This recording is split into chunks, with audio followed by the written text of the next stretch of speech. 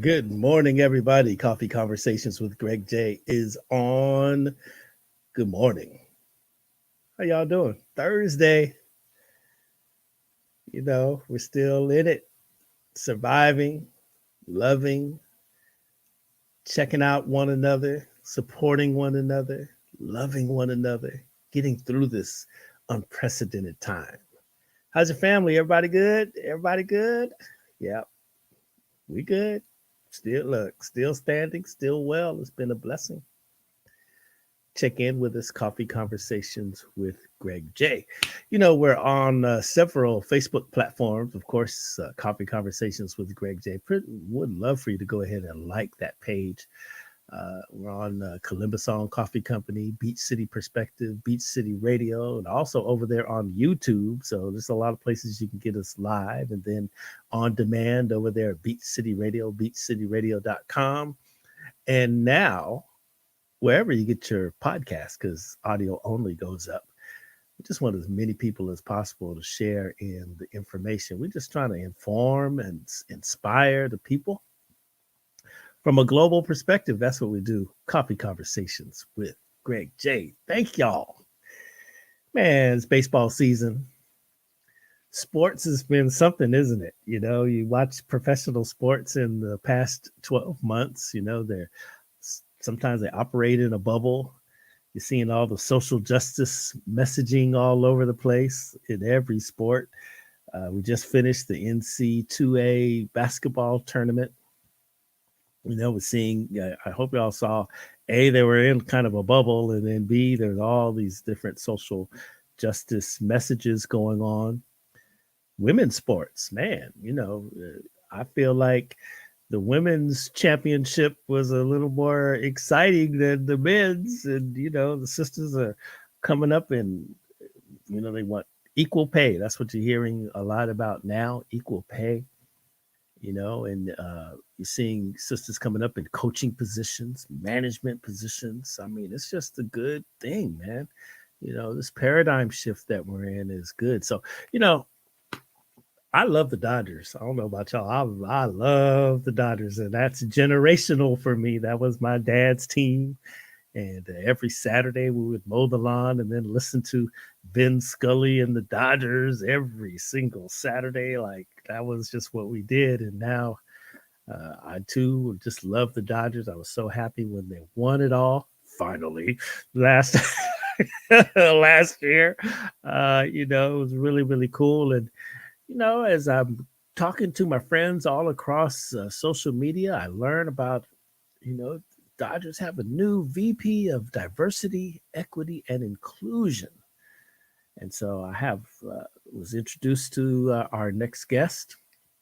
And this is my new friend right here. And she's over there at the diversity, equity, and inclusion vice president post for the Los Angeles Dodgers. Now, I have a question, though. The Dodgers are like the first, that's where Jackie Robinson came in. Black man is the manager. Magic Johnson is part owner. Why do we need diversity, equity, and inclusion at the Los Angeles Dodgers? And what exactly is that? Here to answer all of our questions and drink coffee and chop it up with us, my new friend, ladies and gentlemen, Courtney Moore. Good morning. Good morning, Greg. How are you? Thank you for having me on. And what timing? The day before opening day, when we hand out those championship rings, just as you mentioned. So yes, this is a lot of fun. Awesome. I'm happy to be on the show. Hey, thank you so much for coming in. And wow. Oh, so championship. That's fine. Opening day. What time is the game? Like 12:30? Yeah, well, 1:20 is first pitch, I believe. Mm-hmm. We used to ditch work and go to opening That's day. right. That's right. A city holiday. Good stuff. What are the protocols for those that are coming out to Dodger Stadium? So, I mean, I'm seeing people say, there was a game I saw, I can't remember which one, the other day. They were saying they were only letting, I feel like they were saying 10,000 people in there. And there was probably double that. But what are the protocols at Dodger Stadium? Yes, a good question. And, of course, California has a little bit more strict dictates than some other states. I believe that, for instance, Texas had full stadiums, but that's not how we're rolling in California. And we're going to be at about 30%, which for us, we're the largest stadium. We have a 56,000 capacity. So for us, that's about 15,000. Wow. Okay. All right. That's a good thing. So get our championship rings. And okay, that's it. We're gonna win it again this year. Go to repeat. That's right. That's right. That's what we're aiming for. All right, good deal. Okay, so you're recently hired by the Dodgers. I saw the headlines and everything. And so why do the Dodgers need diversity, equity, and inclusion? And what exactly is that? Well, a few reasons. One is that look, there's no longer a division between politics and sports, right? And I think that used to be the practice in the past. And Major League Baseball is really trying to get in front of this. Certainly with the murder of George Floyd and all of the racial and social injustices that we have witnessed and have been amplified over the last year. Major League Baseball has actually a team that is devoted to diversity, equity, and inclusion. And it is just a continuity, which makes sense to have it at the club level as well. Just as you had mentioned, the Dodgers certainly consider themselves the first to be progressive. And in that manner, they are also the first to hire this role to oversee diversity, equity, and inclusion. And really what that looks like is from a lot of different perspectives. One is that we know that we can do better, right? We know that we want to have more representation, not only just on the field, but also in the front office. And we also want to make sure that those who are joining our organization have all the tools to be successful, to have all the tools to the access, to the fairness, to the opportunity, whether that means they're going to advance or just to help make the business run better. And we all know this has been proven, and this is many, many studies on this, is that a more diverse workforce is a more innovative workforce. And let me tell you, the Dodgers are all about innovation.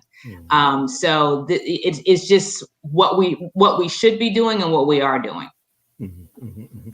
Yeah, that's pretty interesting. Does diversity, equity, and inclusion include community outreach for the Dodgers? And here's why I asked that. So when I was a kid, black kids were baseball was very, very popular. And now as we evolve in these present times, maybe in what the neighborhoods like where I come from is not as popular as before, right? And so I know baseball has tried to do outreach to urban communities, black communities, Latino communities, and whatnot. Is there a plan to include diversity, equity, and inclusion at a community level? Introduce baseball to the kids?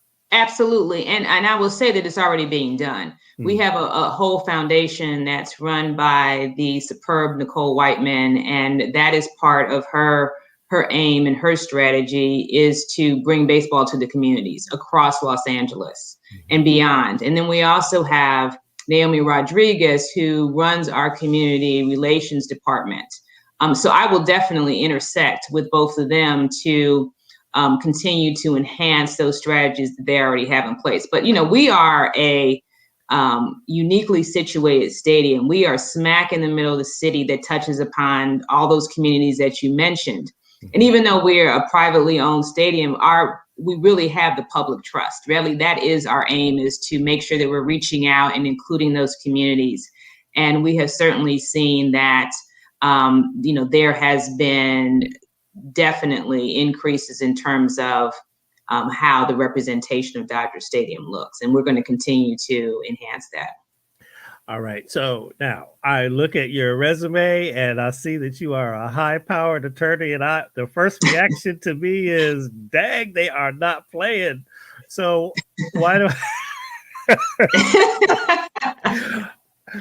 I mean, there's some teeth to that. If I'm the owner of the Dodgers and I'm saying, okay, we're going to do DEI and we're going to put the strong attorney in that position, What am I really trying to say? We gonna sue everybody? No, not at all. Not at all. And quite honestly, Greg, I have not practiced for a while. I went from practicing to doing this role for law firms and helping law firms improve their strategies on diversity, equity, and inclusion. So I have been out of the practicing law for 15 plus years. Let me just say that. So I am specifically devoted to enriching our culture. That is what my main aim is, into our enriching our culture. It has nothing to do with suing folks.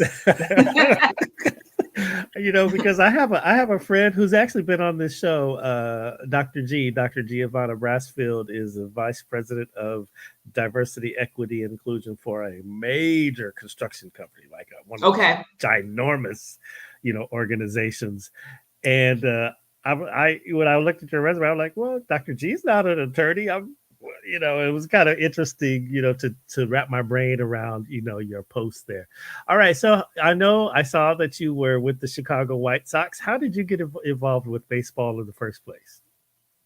Good question. When I came out of college, the hot career path was financial services.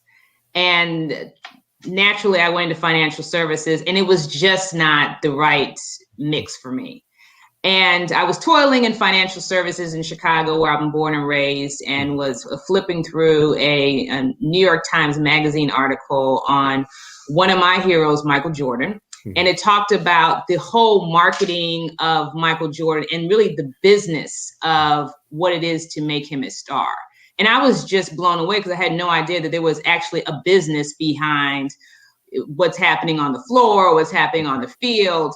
And decided to go back and get a master's in sports management. And what it did was it completely introduced me to all the inner workings of sports in America, from broadcasting to marketing to the data analytics and so forth. And that's what led me back home to work actually for the White Sox, where I worked with the broadcasters and the networks that broadcast the White Sox games. Mm-hmm. Wow, that's incredible. And people don't really think about the economics, the business economics behind, the sports teams. A couple of months ago, I saw a infographic, and if I find it, I'm gonna send it to you, because it's pretty cool. It's interactive, but it was analyzing all of the valuations of all of the NBA teams. And it broke it all the way down to like how much property they own, the whole shot. Do you know the most valuable NBA team in the league is the New York Knicks? I believe that. Because I believe they own MSG, and MSG is a huge real estate property. So that would make a lot of sense. Make a lot of sense. Yeah. I thought it was pretty interesting, because I'm like, y'all ain't won a championship since the 70s. That's good. Good stuff. All right. So now you're new to this post, but what is it like to come into the hallways of a world champion? 3 words: amazing. Amazing. I mean, I can't even describe it. First of all, I've been to Dodger Stadium many times, but my first time as actually an employee of the organization was on Monday. And when you walk through the front door, the championship trophy is staring you right there in the face. And that just gives you goosebumps. I mean, it's situated between the National League Championship trophies and the World Series trophy. And of course, the World Series trophy just dwarfs it. And it makes you just understand that this is the pinnacle of why you play this sport or why you work for this sport. So that's pretty mesmerizing. And also, the Dodger Stadium is the 3rd oldest stadium in the league, after the Cubs and Fenway in Boston. And but it was built like 1962, and you can just see it was kind of trying to modernize, but still has the vestiges of the traditional, what you would see from a stadium that was built many years before. And just walking through the halls and seeing the replica of all the Golden Glove winners the Dodgers have had. You see pictures of Steve Garvey and shrines to Fernando Valenzuela. You see Don Newcomb. But I would say that my second goosebump moment was seeing the Brantley Cadet Jackie Robinson sculpture. that is outside, 800-pound sculpture of him sliding into home plate. And it just blows you away. Yeah. And the stadium is just beautiful. I mean, it's pure California, where you can sit in the stands and see the San Gabriel Mountains. But you know this because you've been to the stadium. But for those who have not been to the stadium, even if you're not a baseball fan, it is an experience, and it is a California experience like no other. So I certainly invite all of your listeners to come see us this season and just to experience the stadium. The other piece is that we have a whole new center field, which is which is a whole new entrance, which we have not utilized before. And the entrance is named Blue Heaven on Earth, which is coined by the late Tommy Lasorda. And you come in and you see a completely new center field with diverse food offerings, display cases from the championship season, elevators with the screenings of the games. It's just highfalutin. It's really nice. It's really, really nice. So if you haven't been since we lost that season, but there's a whole new Dodgers stadium to explore and to have an adventure with. All right, Dodger Stadium remix. I love it. That's right. That's right. So now, where you have described just now where the championship trophy is, I've been in that hallway where all the Golden Gloves and the bats and the last World Championship trophy when I was there was in there. Is that where you're describing?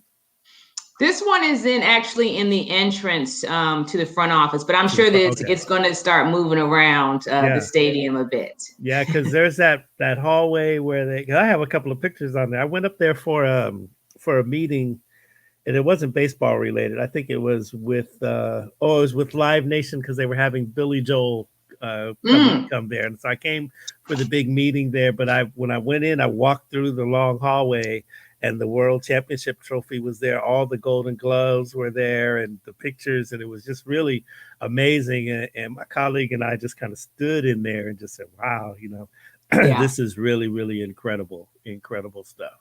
Wow. Okay, let me ask you this question, because inquiring minds want to know. Whatever happened when they put what's my man's name? Justin, it didn't allow him to celebrate last year. What happened with that story? That story just kind of disappeared.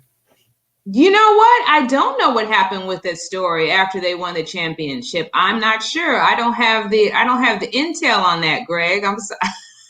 So Justin Turner, he, I guess, tested positive for COVID in the middle of the game.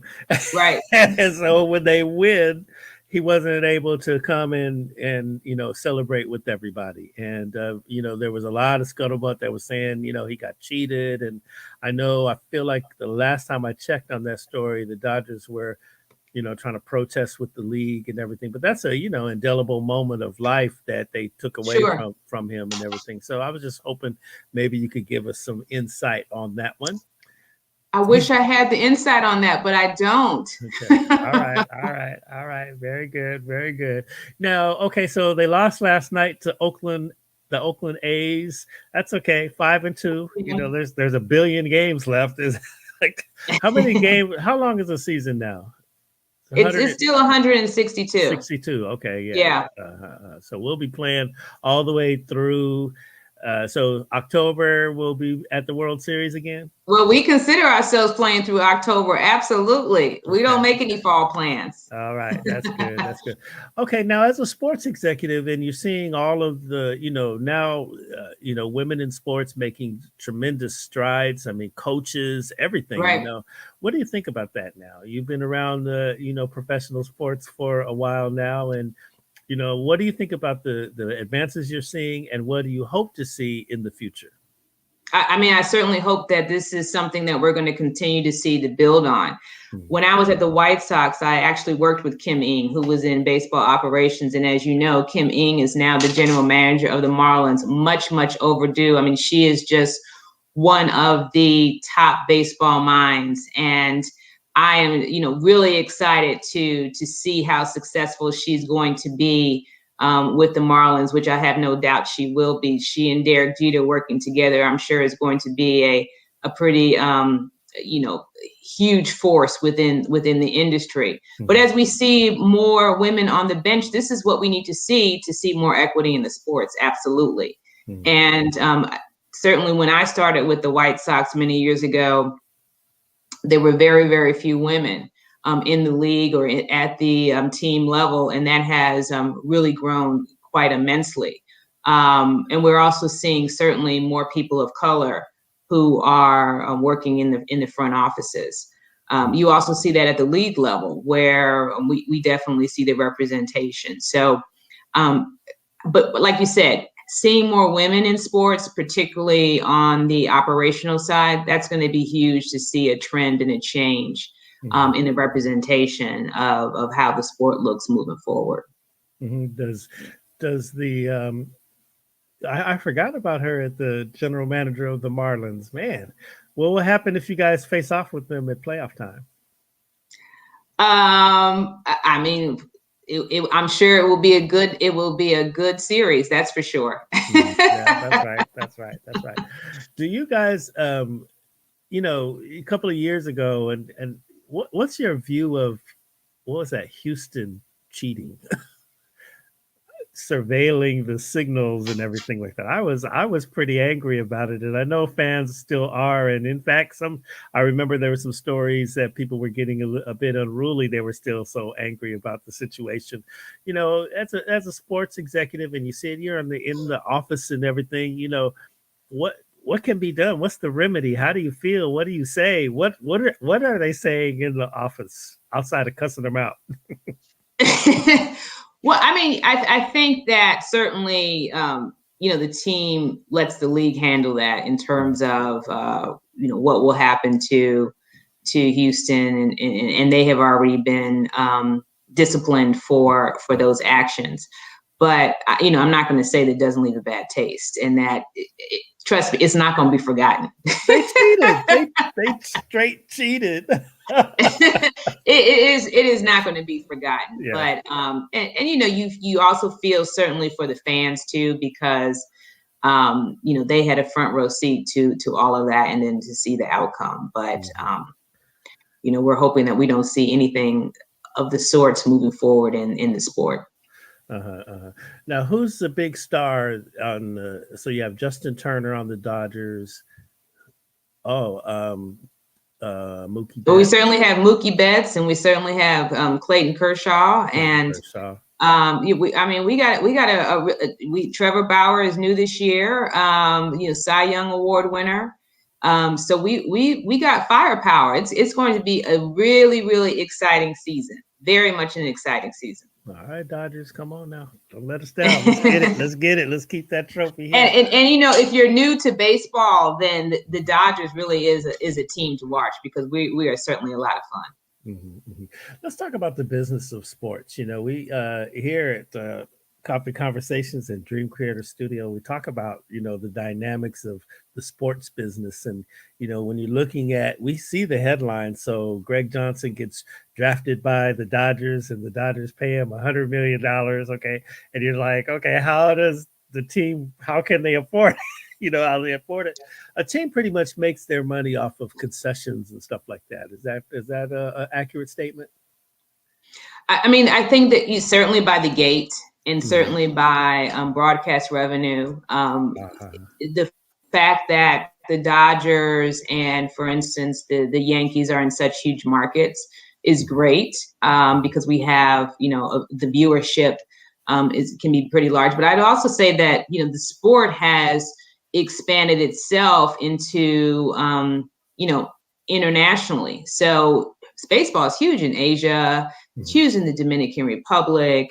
It's really growing in Latin America. So just in terms of having a more international fan base is just great for the sport and for the revenue of the teams as well. Yeah, this is interesting. We were talking not too long ago about, college sports and how the universities are able to get, revenue from their broadcast rights and all of that. And actually even, do you think in college level that the artists, the young baseball players, should get Should they be paid? Should they get financial remuneration for bringing the college trophy to the university?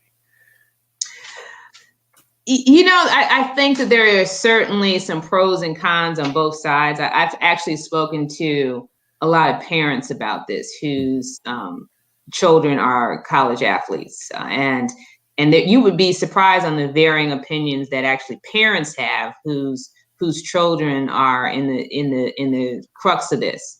I think that my feeling is that certainly if you use an athlete's likeness, then particularly for merchandising, then the athlete should be given some sort of monies for that use of for that image. I think that I remember so clearly when one of my former favorite college teams, the Fab Five, and how the University of Michigan was really using their likeness because they were just the hottest, sports team, I would say, just across the board. Mm-hmm. And, that was, I thought that was just unfortunate because these were, not only stars in college, but future stars, and that they should have been able to take advantage of the likeness being used as well. Mm-hmm, mm-hmm, mm-hmm. Wow. Yeah, that is incredible because they will plaster their picture on the books, on the posters and everything to get more ticket buyers to their games. And you're right. I think the young people should get some sort of remuneration there. There's those who'll say the scholarship is enough, though. That's right. Mm-hmm. That's right. Mm-hmm. What do you think, Greg? I'm actually right in the middle. I think I do kind of think sometimes, yeah. Pay them. But at the same time, you have to be mindful, does that, I guess the word I want to use, taint the necessity for that young person to go, the gumption of that young person to get his education, get his or her education. Maybe if you're paying them, they begin to feel like, okay, I don't need this education and everything. But see, then you blow out your knee and then what? It's like you really got to pay attention to it. So it's a big question. It's a big question. Yes. Mm-hmm, mm-hmm, yes. Mm-hmm. What's the biggest challenge for you as the Vice President of Diversity, Equity, and Inclusion? I'm still trying to figure your job out there, Courtney. I think you're the right woman for the job. I'm just trying to figure it out. Like, how do we interpret your job? And if we need to reach out to the Dodgers on this issue, how do we know that this is the job that you do? You know what I mean? And so I'm just trying to ask you, what is your biggest challenge right now? Well, look, let me just say this. It's a new role, and the role is actually going to be defined as we continue to build on the culture and so forth. So there really is no, I would say, traditional definition. I can certainly give you the specs for my role in a law firm setting or in financial services, but this is new to the industry and it's new to at the team level. So, the team, the league will all help define this, as well as the fans, our vendors, the community. Everyone that we interact with is going to help to mold and define what this position needs to do within this role.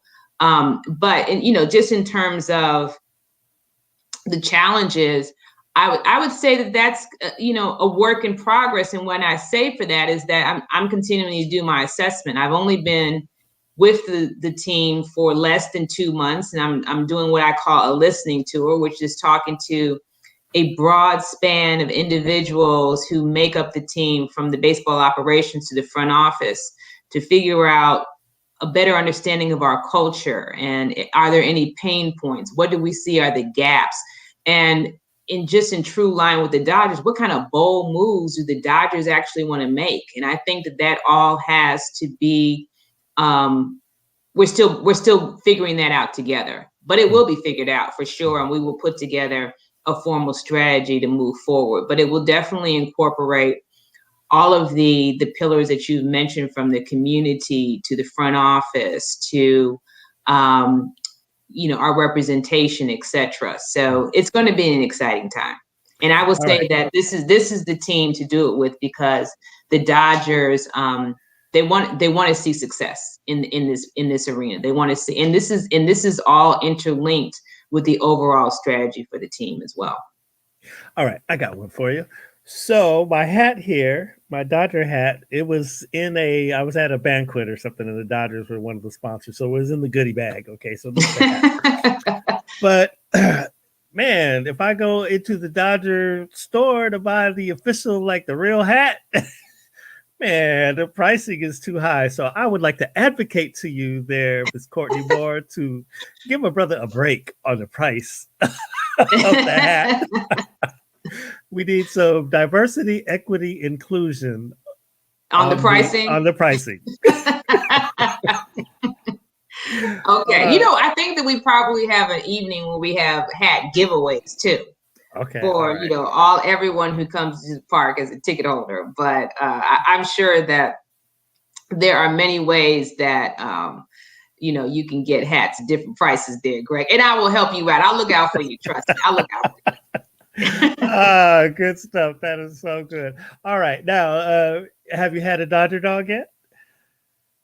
I've had Dodger dogs, but I have not had one this season. Tomorrow, the Dodger dogs will be up and running. Now, I know people are looking forward to that. My husband loves Dodger dogs. Oh my goodness, this is the best. Good stuff. Good. Have you spoken to Mr. Irvin Magic Johnson? I have spoken to him over a town hall, but I certainly expect to meet him in person tomorrow during opening day. Yeah, opening day. As well as Billie Jean King, who also is one of our owners. So I'm really looking forward to someone who was raised playing tennis. I'm looking forward to meeting her as well. I didn't know that. She's from Long Beach, where we originate. We originate from Long Beach, California, and she is a hero here. That's right. That's right. The library is named after her. Okay. Yes. Wow, incredible. Okay, so when you speak to Irvin there, he is an incredible presence. I've met him a number of times, like a lot of times. He is an incredible presence, and he's got that championship mentality, even though he's several years removed from the game, but you could just feel it, like, okay, I'm a winner, and so I really think that that's really great that he diversified and jumped into the Dodgers and helped bring that winning spirit there, to the front office. Now, a person like him, does he come every day to the office, or how does that work? He does not come every day to the office, but just as you said, that winning mentality certainly translates to the Dodgers, and that is definitely what he conveys. And that is the mantra that I would say everyone who works for the Dodgers has certainly adopted, and that is pure Magic Johnson. Is that we are a winning team, and that's what we are here to do, is to win, and that comes from that's the voice of a champion speaking. That's right. That's right. Now, what's Dave Roberts like? Dave Roberts is great. He is a player's manager. One of the things I will also say about Dave is that I, look forward to him being really a strong and valued partner in my efforts moving forward.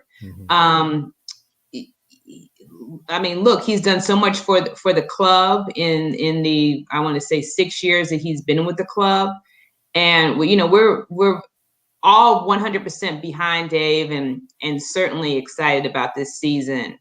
So I would say he's a very, very popular manager. Of course, man. 3 straight World Series. Even though he broke our heart a couple of times, it's okay. He's forgiven because we got.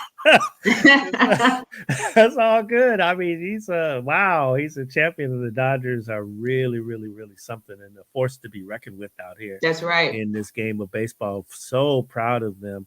I think it's interesting. One of the kind of pop culture stories that was coming out of last year's coverage of the World Series was people were getting a little bit tired of seeing the 1988 home run by Kirk Gibson because they just playing it over and over and over. We ought to get to present time right now.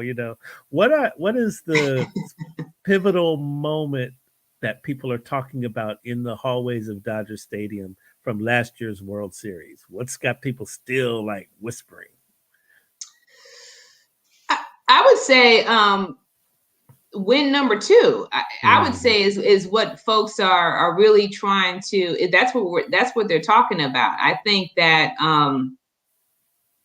in the true. To be a champion, you move forward, right? You won 2020. Now what we're going to do for 2021? And I think that is what everyone is all hands on deck geared up for, is to win back to back. That I would say is the it is, and they ain't whispering, Greg. They talking, they speaking this into the universe. So that's what we're trying to do as an organization. And quite honestly, that's the expectation of the organization, is to win another championship.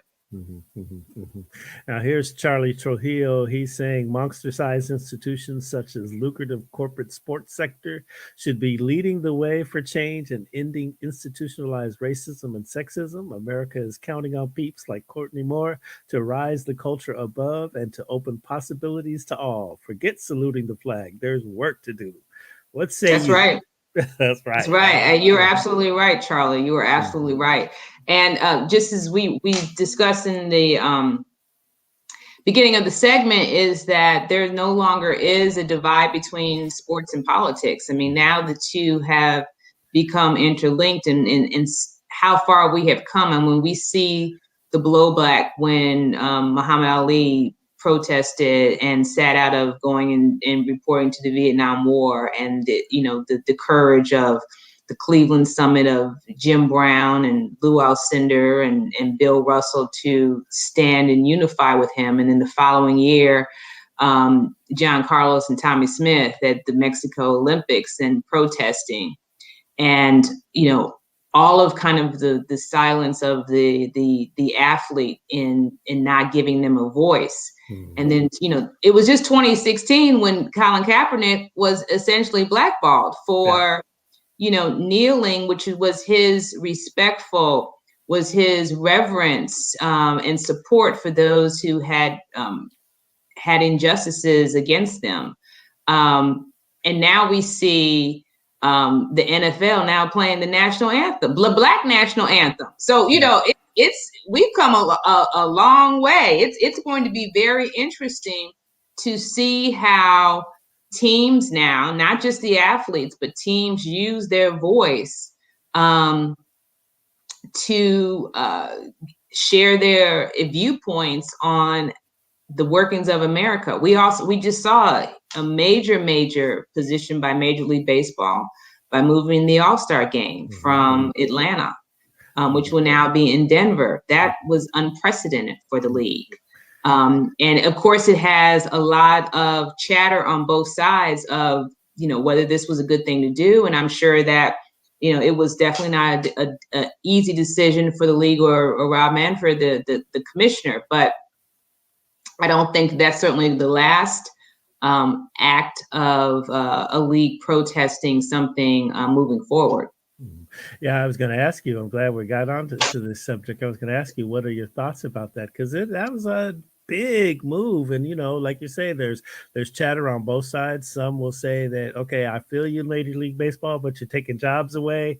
But at the same time, Atlanta, you got the Masters, the Right. the regular Braves games. Okay, so maybe not so much, but what's your thought about that? What did you think when you heard the news? What was your reaction? I thought it was the right move. I thought it was the right move. I mean, first of all, we know that Georgia is not the only state that has these oppressive voter rights laws or lack of voter right laws. But I think that it was the right move by Major League Baseball, which has traditionally not had a stance in certain issues. And I think that it shows that Major League Baseball, like you said, is a force and will use its voice. I also felt and thought that if Major League Baseball had not made this move, then we would have seen certainly some player protests. And overall, this is a business, and you do not want to see disruption of the game. Right. So it was the right move. Yeah, I was going to ask you, how much do the players have to say? Because I mean, all of these sports now, just because of their agreements and everything, now the players do have a lot to say about. That's right. About sports. We saw when the NBA was in the bubble at one point in time, they were going to stop playing. Right. Okay, right. Take that. So the players, you feel like they had a voice in this action here? I think that. I don't know if players were calling the commissioner and waging their voice, but I think certainly the assumption was that if there was not a move, that there would have been protests. So who in the meeting says, "Okay, Rob, look, man, we need to move the All-Star game"? Who is that guy or woman? I think it's a series of folks. I don't think it's just one person. I know that the commissioner has an executive team, but you also have to realize he has 30 owners that he works with. And so between the owners and the senior level executives within the teams, I am sure that he was getting calls on both sides from all over. It was not just a sit down with one person and they made a decision. It was a broad scope of individuals across the league, and I'm sure outside of the league, who were, whether it was corporate sponsors or whatever it may have been, who were raising their opinions, whether it was pro or against, to the commissioner directly. Wow. That's a hot seat to sit in there. That's a hot seat, yes. My goodness. Wow. So they moved it to Denver now, and then everything is all good. And that the All-Star game takes place when? It's sometime in the July. July, right. Okay, so that's it. And there it is, done deal. If y'all didn't like it, oh well, get over it. Yeah. All right. Well, man, this is really good stuff. Okay, now who is your favorite Dodger player? Like, your jersey number is what? When you put your jersey on, what's your number? I would say, I'm not going to say who my favorite Dodger player is, because that would not be good form. That's right. Equity. But I will tell you this: if I'm going to wear a number, it would be 42. I would wear Jackie Robinson's number. So that's I have Jackie Robinson pins, and that's how I like to walk through Dodger Stadium. I would also say that Fernando Valenzuela was one of my favorite players as well. I mean, he was just such a phenom and so mysterious, and so he's one. I would love to meet him in person. I was gonna say, have you met him yet? I have not met him. No, not yet. But I look forward to that day. Okay, that's really what's up right there, Fernando. Yeah, he's good. I go back to Sandy Koufax days. Yes. Yes. So Sandy Koufax, Willie Davis, Manny Mota. And Manny Mota's son is a broadcaster. Okay. Yeah, I think he was part of calling the World Series. He was on that team. I know, the son, and I was like, dang, making me feel old. Those days. All right. Well, with Mookie Betts, let's see. We hope that injuries are going to be minimal. And, that's right. Want to keep everybody focused over there in Dodgerland. And man, I just really am grateful for this time with you today. This is really, really something. Let me ask you this last question here about diversity, equity, and inclusion, because I'm still trying to. I'm with you. And I really applaud the Dodgers for bringing you on, and I applaud you, just the type of person that you are. You're the right woman for the job. And how can we in the community, those of us who have a sphere of influence out here in the community, how can we help you do your job better? How can we be of service? Come out to the stadium. We want to see you. Well, the greatest and the most way to move the culture, to move the crowd, is to see the representation of our fans, is to see the community representation, and that all of the tentacles that Dodger Stadium reaches out to. We want to see you in the park. This is your stadium as well. And for an organization to see the diverse representation of their fans, that has them respond to that. And that's what we want to see. And so that's what I want to see too, is that, we got seats for over 50,000 people. Let's fill them up with all of the broad spectrum that Los Angeles has to offer. Yeah. That's what's up. So everybody come out to the park. Show us. Let's show them we're out here. We're here. That's right. That's right. We are here. It's interesting. A lot of people will speak to. They will speak to. So the Dodgers in LA has become a favorite of our Latino brothers and sisters. Yes. Like times 10. That's right. That's the right, thing. Right. That's the thing. And what do we need to do to get the brothers and sisters back to the Dodger Park? I guess that's not a. I mean, we can answer it if you like. I'm thinking out loud. It's like, how do we have that community outreach? How do we build more interest in baseball? It's not the Lakers. It's not. We're still trying to figure out what we want to do in the football arena, I suppose. Got a new stadium, but our teams are kind of like meh. But how do we get the brothers and sisters back to the stadium? Well, we are definitely bringing baseball to the communities. We are building fields in communities that did not have baseball fields before. We are bringing access to the sport to your front door.